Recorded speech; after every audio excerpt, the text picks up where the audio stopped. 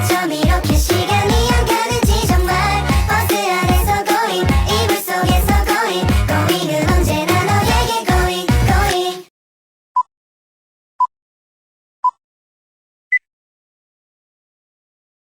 Pengaruh bangsa Barat di Asia Tenggara. Asia Tenggara merupakan salah satu dari sekian banyak wilayah di dunia yang telah mengalami sendiri kekacauan yang ditimbulkan bangsa Barat. Menurut Nicholas Starling, terdapat beberapa faktor yang mempercepat penyebaran pengaruh Eropa ke Asia Tenggara yang cukup efektif di berbagai waktu, kombinasi, serta cara yang berbeda-beda. Pertama, peningkatan industrialisasi yang diiringi peningkatan kekuatan ekonomi dan politik. Kedua, kemajuan di bidang komunikasi. Ketiga, integrasi negara Eropa sendiri yang mampu menguasai dan mengontrol sumber dayanya. Keempat, persaingan antar negara Eropa yang menjadikan Asia Tenggara sebagai salah satu sasaran ekspansi kekuasaan. Kelima, mengintensifkan persaingan antar negara guna mengurangi kemampuan untuk manuver. Dan keenam, perluasan kekuasaan atas pusat negara tetangga yang notabene penduduk banyak dan memiliki pengaruh yang cukup besar dalam beberapa bidang. Starling 1999. Dan keenam, perluasan kekuasaan atas pusat negara tetangga yang notabene penduduk banyak dan memiliki pengaruh yang cukup besar dalam beberapa bidang. Starling 1999. Proses masuknya bangsa Barat ke Asia Tenggara. Sekitar tahun 1500 dan 1600, orang-orang Eropa berhasil mengontrol perdagangan internasional di Asia guna memperkaya perekonomiannya. Orang-orang Eropa juga meninggalkan negaranya karena mereka ingin menciptakan negara baru di mana-mana seperti di Amerika, Australia, Afrika, dan juga Asia. Hal tersebut rupanya telah menyebabkan orang-orang Eropa semakin kuat, sedangkan negara-negara Asia Tenggara yang notabene berupa kerajaan semakin lemah. Sedikitnya telah tercatat 6 negara yang pernah menjajah Asia Tenggara, yakni Portugis, Spanyol, Belanda, Inggris, Prancis, dan Amerika. Dan kolonialisme yang diterapkan oleh keenam negara tersebut telah berdampak dalam berbagai aspek kehidupan negara-negara di Asia Tenggara itu sendiri. Dinamika terjadinya sistem kolonialisme yang ada di Asia Tenggara terjadi dalam beberapa periode. Periode pertama yakni terjadi pada tahun 1511, di mana pada masa tersebut Portugis dan Spanyol merupakan dua negara pelopor yang melakukan perjalanan untuk mencari tempat bahan baku mentah penghasil rempah-rempah. Hal ini dilakukan karena pada masa tersebut Eropa mengalami krisis rempah-rempah, sehingga bangsa Eropa memiliki pemikiran untuk mencari sekaligus mengambil alih kekuasaan negara koloni agar pengambilan sumber daya alam dapat dimaksimalkan untuk keuntungan negara penjajah. Pada masa itu, Portugis memasuki dan menduduki wilayah Maluku yang ada di Indonesia, sedangkan Spanyol menduduki wilayah Filipina dan Sulu. Periode selanjutnya yakni diikuti oleh bangsa Inggris, Prancis, dan Belanda yang turut melakukan perjalanan ke Asia Tenggara pada abad ke-16. Periode ketiga yakni negara-negara koloni yang berada di kawasan Asia Tenggara mengalami perubahan penguasa seperti Filipina yang tidak lagi dikuasai oleh Spanyol dan kekuasaan diambil alih oleh Amerika Serikat.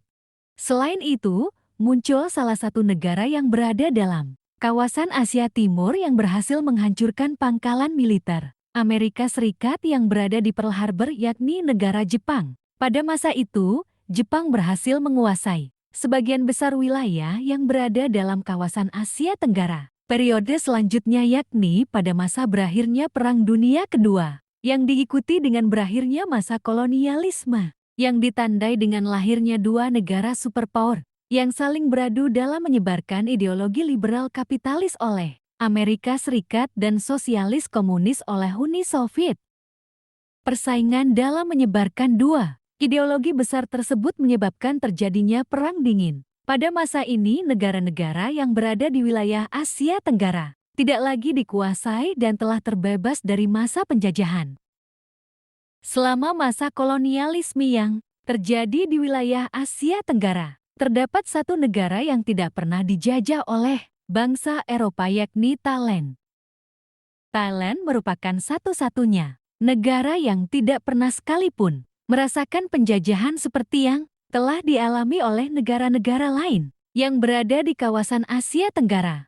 Thailand pernah membuat negara Belanda dan Prancis tertarik untuk melakukan ekspansi wilayah dan kekuasaan di kawasan tersebut, namun hal tersebut gagal dikarenakan pada saat itu Raja Siam melakukan kerjasama dan bersekutu dengan Inggris, sehingga wilayah Thailand tetap utuh dan tidak jatuh ke tangan bangsa lain. Kolonialisme yang telah terjadi memberikan dampak yang cukup signifikan terhadap struktur pemerintahan yang ada di kawasan Asia Tenggara. Dampak yang dimaksud yakni negara cenderung untuk melakukan adopsi terhadap sistem yang telah diterapkan oleh negara penjajah. Hal ini dapat dilihat dari negara daratan utama seperti Myanmar, Thailand, Kamboja, Laos, dan Vietnam, yang merupakan bekas jajahan Prancis. Negara-negara bekas jajahan pada umumnya akan mendapat pengaruh baik dalam nilai budaya atau bahasa yang bisa dikatakan menyerupai budaya dan bahasa negara penjajah.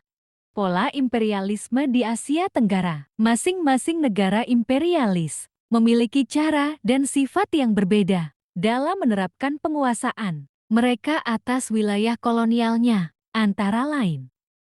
Pertama, Inggris. Dalam menerapkan penguasaannya, Inggris menggunakan civilization movement atau suatu cara yang dianggap membuat penduduk di wilayah kolonial menjadi lebih beradab agar pada suatu masa Inggris dapat menjalankan suatu kerjasama yang lebih erat baik dalam bentuk perdagangan maupun kerjasama lain yang pada akhirnya dapat menguntungkan Inggris. Kedua, Belanda. Pada awalnya imperialisme Belanda dijalankan oleh federasi perdagangannya yaitu Perserikatan Perusahaan Hindia Timur atau lebih dikenal dengan Verenigd Oostindische Compagnie VOC, sebelum kemudian diambil alih oleh pemerintah Belanda yang dikarenakan dibubarkannya perusahaan tersebut pada 31 Desember tahun 1799. Dalam menjalankan imperialismenya, Belanda menggunakan taktik divide and impera atau yang lebih dikenal dengan politik pecah belah yang diterapkan kepada pribumi terutama terhadap pihak kerajaan dan kesultanan di wilayah Hindia Belanda. Politik ini dilakukan untuk menghilangkan ancaman dari kalangan pribumi yang berpotensi menimbulkan perlawanan berskala besar dan menimbulkan suatu bentuk kesatuan. Ketiga, Prancis. Kolonialisme Prancis berusaha menarik dukungan dari kaum bourgeois dan kelas menengah di daerah koloninya serta menerapkan pengadopsian sistem budaya dan bahasa Prancis. Mungkin hal yang hendak dituju oleh Prancis melalui sistem ini agar masyarakat pada daerah koloni mampu berkomunikasi terhadap pemerintahan kolonial dan menciptakan ketergantungan yang mengikat. Keempat, Spanyol. Bentuk penjajahan yang dilakukan oleh Spanyol adalah berupa penyebaran peradaban mereka, meliputi kebudayaan, nilai-nilai Katolik dan praktik ekonomi yang berdasarkan agraria feodal Spanyol. Tujuannya adalah menghilangkan segala bentuk nasionalitas dari kebudayaan lokal dan menggantikannya dengan kebudayaan Spanyol. Kelima, Amerika Serikat. Imperialisme Amerika Serikat di Asia Tenggara hanya terbatas pada penguasaannya atas Filipina. Hal itu pun sebagai akibat kompensasi kekalahan Spanyol terhadap Amerika Serikat. Tujuan akhir imperialisme Amerika Serikat bukanlah pada bentuk penguasaan fisik secara menyeluruh, namun penguasaan sumber-sumber ekonomi dan finansial yang berupa pembukaan wilayah dagang antar pengusaha-pengusaha Amerika Serikat dengan penduduk lokal yang biasanya diwakili oleh kelas-kelas menengah atau pemilik perkebunan di Filipina. Imperialisme Jepang terhadap negara jajahan adalah mutlak, yaitu penguasaan teritorial dan segala sumber dayanya untuk mendukung misi-misi imperialisme Jepang atas wilayah Asia dan Pasifik. Reaksi penguasa tradisional terhadap bangsa Barat. Ayutthaya berdasarkan sumber-sumber yang berbeda memberikan informasi yang beragam mengenai berdirinya Ayutthaya di bawah seorang penguasa bernama Utong yang kemudian menyandang gelar Ramatibodi bertahta 1351 sampai 1369. Dalam perkembangannya hubungan luar Ayutthaya selalu diwarnai konflik, peperangan dan diplomasi. Peperangan secara periodik berlangsung melawan Lana dan Lanbang. Akan tetapi, dalam kurun waktu tertentu Ayutthaya juga mengalami masa-masa damai dan pertukaran misi. Ayutthaya berusaha memperluas kekuasaannya ke timur, Kamboja dan barat menyusuri semenanjung hingga ke dunia Melayu.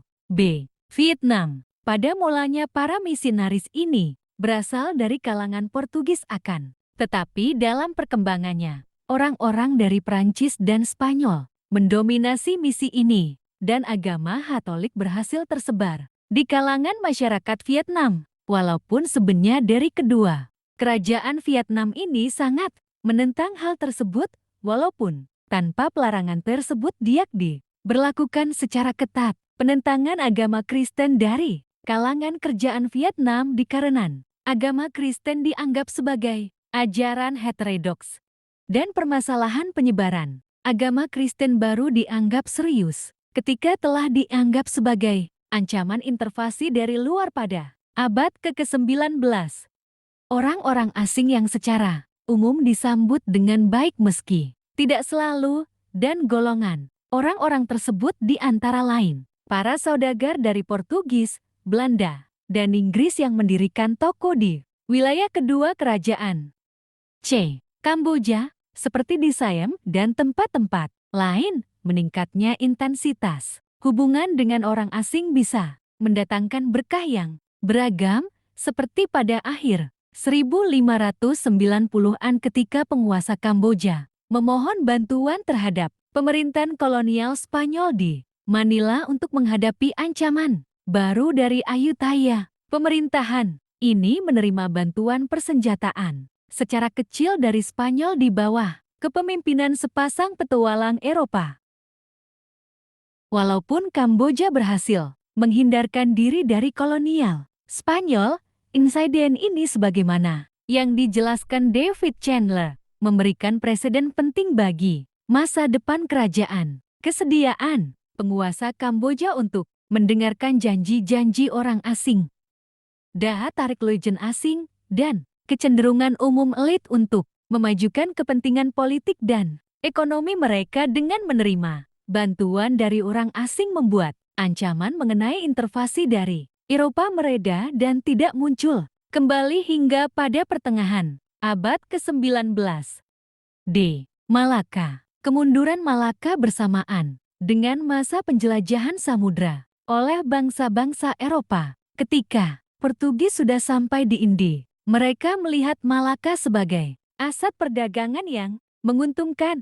Namun sebaliknya, pedagang-pedagang Islam merasa terancam sehingga membentuk persekutuan untuk menjaga perairan Samudra Hindia dan Afrika sampai timur jauh. Pada tahun 1511 di Albuquerque menyerbu Malaka secara besar-besaran.